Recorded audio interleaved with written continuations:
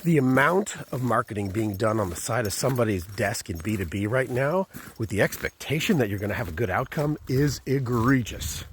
Good morning, everybody. Today, Ruby and myself are discussing the implications of having marketers do things off the side of their desks and expecting an outcome. I just ducked under a thing. So for us, we're talking about how does that not work for a business? Well, it not work in a million different ways because it's done off the side of somebody's desk. Nobody, and I do mean nobody, should think that marketing is something that can be done off the side of somebody's desk with an expectation of an outcome, a good outcome. That is pie in the sky. However, lots of companies do it, and many of them get away with it because they are oversubscribed. Meaning if they did no marketing, the business would still operate, grow, get sales. No problem. So in that case, why do any marketing? It's not really generating any interest or value or upside for you as a business, and yet you have somebody doing it off the side of their desk expecting an outcome. I don't know. That seems kind of weird to me. So part two of that is, let's just say you're not oversubscribed. Let's just say you got to hustle for your customers. And now you've got somebody who's got 11 million different things to do. And oh, by the way, one of those is marketing. And you think that's going to be good. You think that's going to be reasonable. You think that's going to be a thing that's going to work for you. And the answer is absolutely not.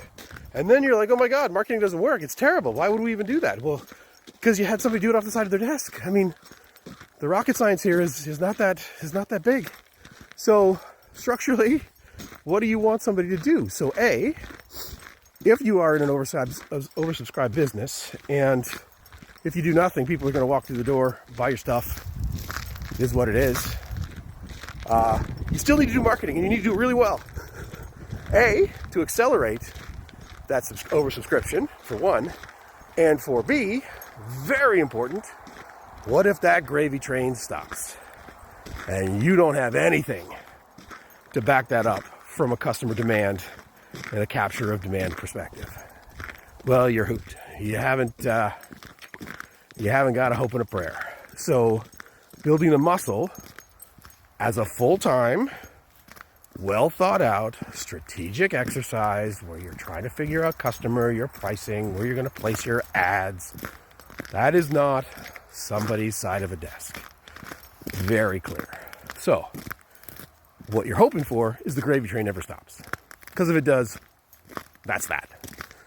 On the other side, if you're not oversubscribed and you're trying to figure out, oh my gosh, how do I get more customers? How do I understand them better? How do I get my pricing right? How do I do all these things? That's marketing.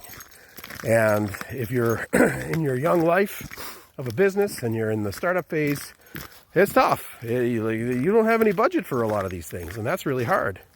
But on the flip side, that's how you're going to get more acceleration of pace of growth, is by helping your sales team get some oxygen, some leads, some opportunities that they wouldn't normally have.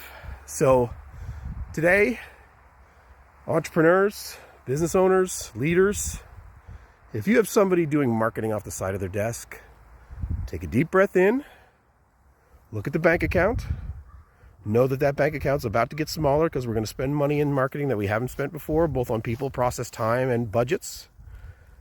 Exhale, understand what it means to your business. If we're oversubscribed, what does that mean?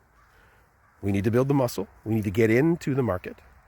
If we're not oversubscribed, we got to hustle. And guess what? We got to hustle. And you need to do everything in your power to get good at marketing to make all of that work. All right, enough for today. Ruby says, the time is now to understand the implications of what a strong marketing organization does for the business at every level, the 4 Ps and beyond.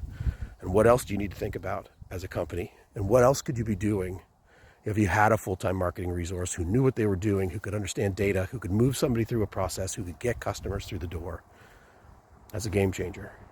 All right, enough for today. Walking and Talking with Ruby.